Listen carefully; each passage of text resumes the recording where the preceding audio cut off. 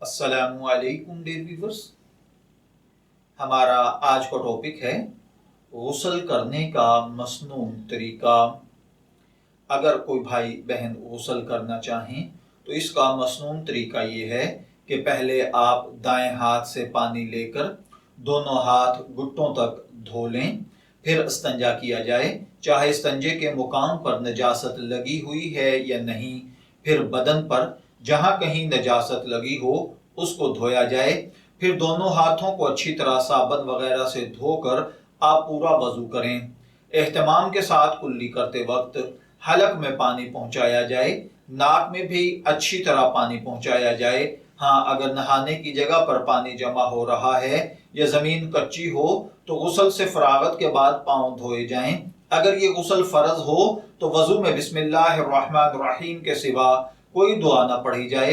وضو کے بعد سر پر پانی ڈالا جائے، پھر دائیں شانے پر اور اس کے بعد بائیں کندھے پر پورے بدن کو اچھی طرح ملا جائے۔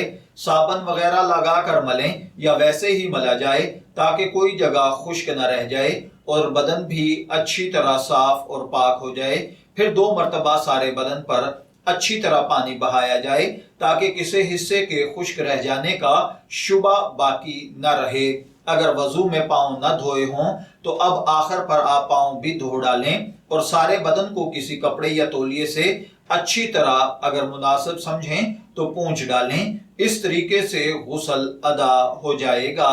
میں دعا گو ہوں کہ اللہ تعالی ہمیں ان باتوں کو سمجھ کر ان کے مطابق عمل کرنے کی توفیق عطا فرمائے۔ شبیر احمد کو اجازت دیجیے، پھر حاضر ہوں گے کسی نئے ٹاپک کے ساتھ۔ تب تک کے لیے اللہ حافظ۔